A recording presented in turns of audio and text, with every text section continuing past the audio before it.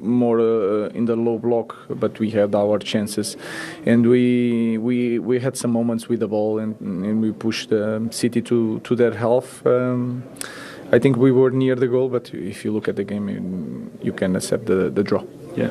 So they had more of the ball, but did you feel like you had a bit more of the threat? Yes, because you have more space, and that is something that is normal when you are prepared to do that, and you expect to do that. We were closer, I think, to the goal. They have more possession. That is normal. Is it still that last bit for you though? In the last third, final pass, final cross. I heard you talk about it in midweek. Same again today. Sometimes Ederson did quite well, because we had some moments in the pass was in the they used a good pass in the overlap sometimes, things that we didn't do against Nottingham, and then Ederson was there, but if you look at the team, we have so much to improve in every aspect of the game, so that is one more. Okay, give us some of those things. Where do you need to improve? We've not got long enough. Everywhere. I think everywhere. We need to improve in every aspect of the game, build up, transition, decision clearly in the final third. So we have to improve in every aspect. How can you improve that last bit in the final third? Is it about developing individuals, or can it only be done in the transfer market? No, we have... Every player can improve, and they are here because they show something in other clubs. So they have the quality. We have to spend more time there. We are still a team. Sometimes it's more danger in transition. We have to spend more time near the final third to have more opportunities. Do you still feel, despite what you're saying about you can improve literally everywhere, do you see progress? Well, I can see it. I can see the connections are a little bit better. You can feel that the players are more comfortable to the positions. We can find players between the lines. All that things, we are more calm with the ball. So we are better. But like I said in the beginning, we have a lot to improve. Yeah, and you talked in the week about being in a rush to get to where City are right now, and even beyond that. So what's it going to take, maybe over the summer, to make that leap so you're contending at least somewhere near at the top? Again, I know I'm not naive, I'm not crazy. I can see the moment that we are. I can look at to the opponents, and I understand there's a big gap.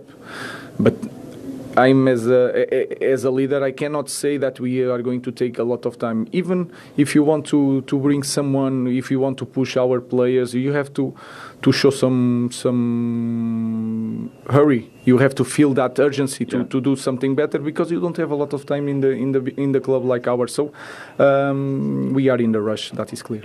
What did you make of it today as a game for a derby in this country? It's quite a cagey game, I guess, 0-0. Why was it that way?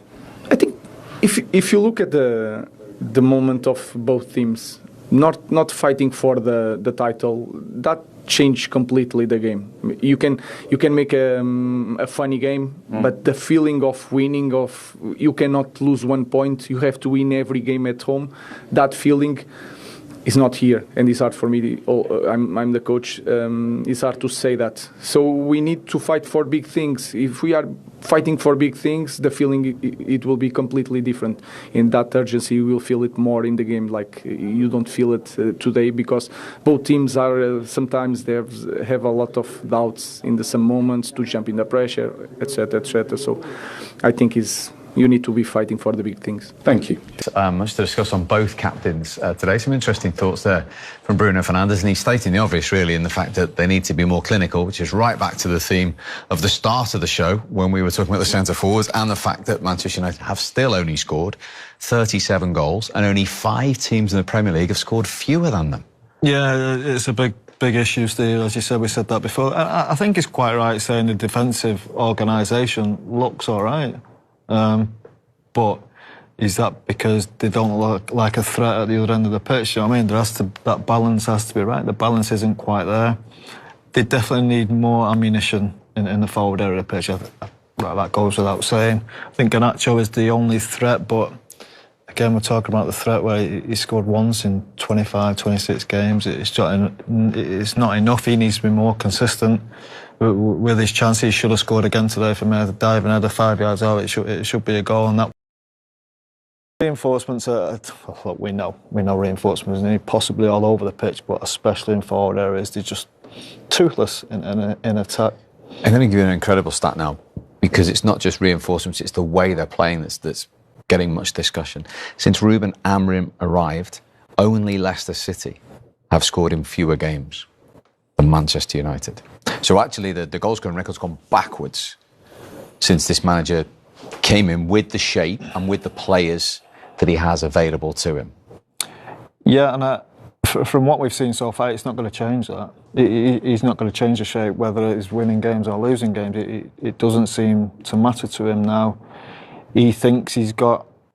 Well, I think deep down he knows he probably hasn't got the players that he needs for the shape he wants to play, but he's just getting on with it anyway, cracking on with it, hoping eventually it does come, and then when he brings his new players in, that they will be off and running with it. I think defensively, it feels like it's working, because you look at the record, you look at today, they didn't really concede any chances, I think, over the last 5 or 6 weeks. But they're not playing against great opposition in the last 5 or 6 weeks. You have to take that into account as well.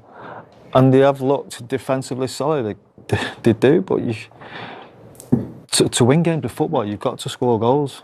This is just the way of this club. This club is about entertaining people, having brilliant forward players. Forward players are just, they're not at the level that is required to have a team who can compete constantly. Potential manager, he'd have put himself forward with a forward-thinking, attacking system, because he was so keen, so implement. Like he would have interviewed on his sword, this is my system and this is what brings success. So what on earth are they doing in training? Because defensively, like you say, defensively they do look fairly solid. But in the Premier League, to be successful, you can't just rely on being like, you know, Forest, Leicester, those sorts of teams, they don't come around very often. There's not much sustainability to what they're trying to do. You can have one good season, but what could he possibly be doing in training to balance that up? Because they can't just think as soon as they start attacking, they're vulnerable. It doesn't work. A good team doesn't, the moment they attack. Yeah. Well, I think his system can be an attacking system. I think he's shown at Sporting Lisbon. Of course. They scored plenty of goals. I just don't... He hasn't got the ammunition to go out and actually score goals. He just hasn't got it. He's got Bruno Fernandes, who's capable. Xerxes, Højlund, not goal scorers. Garnacho doesn't look like a goal scorer enough. You can go recruitment right back down the years, can't you, for the last 2 or 3 years, and think, how on God's earth have Manchester United ended up with one centre forward who doesn't score goals? It's incredible. It would be interesting to see if you gave Ruben Amorim and said, what is your ideal 11 for the system that you want to play? I wouldn't be able to name the players that he'd want. It doesn't really just quite make sense. He did well at Sporting, and I'm sure he's a top coach when he's on fire and when the team are flowing.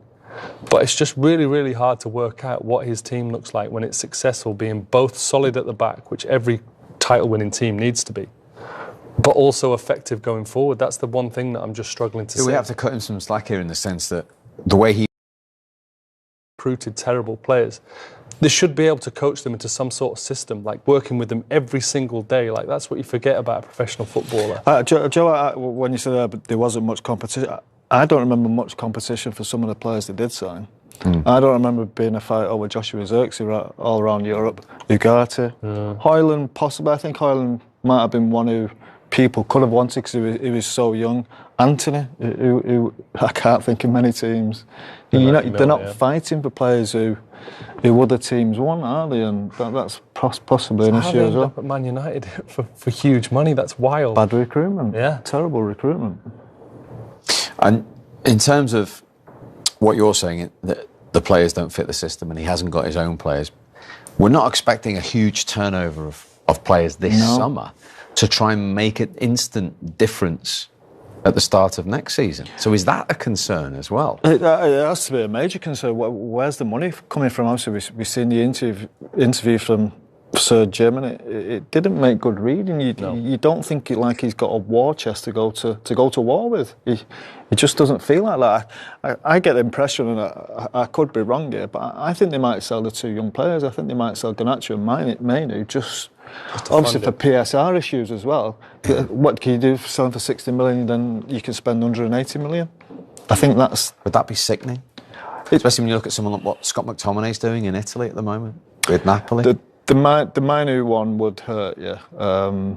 Did you know what? They both hurt. When you're looking for, okay, Garnacho's come later, but Manu, you're talking about a boy who's come to Man United at 6, 7 years of age. Now he's been coached. He's been right through the system up to 18, 19 years of age. Come through to the first team, had a brilliant year last year. Not so good this year. It makes the academy system fail, really. It makes it look bad that they've had to sell that player. And that's just because of mismanagement that's happened through the years now. I'm open wrong. I hope they don't have to do that. But the noises you hear, it has to be a big concern. And for Manchester to be in this position, you look back at Manchester over the last 20 years, you think, get any player in the world. Yeah. Any player they want. And we had a brief conversation before. If clubs, Man United might be in the league now of competing with the likes of Newcastle, the likes of Aston Villa in the transfer market, possibly not your Liverpools and your Manchester Cities and your Chelseas, because, and if you're looking as a player, you think, right, Manchester United want me, Manchester City want me, and it hurts me to say that, but where are you going? With the trouble that's at Manchester United, at that club in a minute, it could be a mess for the next 5, 10 years. Now look, they might have the right man in place, and they're saying, Amorim, is he the right man? He's got a big job. This is a big job for anyone. Whoever the manager is, Pep Guardiola could be there. This is a major seen job. Some of Europe's biggest names in there, haven't we? Yeah, exactly. We've tried everything. Now it's time to just stick with the system as he's doing. United fans are brilliant as well. They'll support whatever manager. Even Ten Hag in the later days, everyone knew it wasn't great, but they support him, and eventually you've just got to stick with it, I think. Because you tried your Van Gaal, you tried your Mourinho's, the very best around, and it's not worked. So we've got a really young, bright manager. We know that. He's great record in Sporting. I know Sporting in the Portuguese league is not Manchester United, and it's not the Premier League, but we've got to stick with him. We've got to stick with somebody, whoever. I don't care who it is. You've got to stick with him now and trust him for the next 3 or 4 years. Now there's going to be horrible times through that, definitely, and he's had not a great start, has he? To be fair to him, but I think he's getting parts of it right. Like Arsenal have done with Arteta. Yes. Very much so. What's Arteta been there 5 or 6 years? They won the FA Cup early on, which was great for him. Hopefully Manchester United go and win this Europa League for him early on, and then that gives him that time to build, because Arteta, when he first went, Arsenal were a poor team, and he's rebuilt. I rebuilt it with Edu. Don't get me wrong, that's another worry. You think, see, he possibly came over it under false pretences at Amorim. You think, right, the first time Manchester United have got a director of football in Dan Ashworth, within 2 or 3 months he's gone. All of a sudden, he's back on his own again. They haven't employed anybody else. And he's a young manager coming over to a different league. Another thing, he's got a really young set of staff with him as well, which sometimes I think it might be a good idea to try and bring somebody experienced, especially a bit of experience of the club and the league. The club and the league especially. There's plenty of people out there, he obviously doesn't want to do that, but he needs help around the training ground every day. I don't know if Jason Wilcox is now that man. But you can't just leave him to it. There were so many times that Ten Hag, he was like the one man representing the club. He was almost sent out to the Lions all the time to defend everything. I don't want this man to have to do it. He's young. He's got a big enough job in his hands. He needs that help in the background. And I think a director of football would be some really experienced. Look what Arsenal have just done with the lad from Atletico Madrid, Berta. Somebody like that, somebody with real experience and presence in behind him, just to help him along day to day with the job. Unai Emery's got Monchi as well, hasn't he? At Villa, exactly. Yeah. Okay. Well, you talk about trusting Ruben Amorim. Let's hear from him now.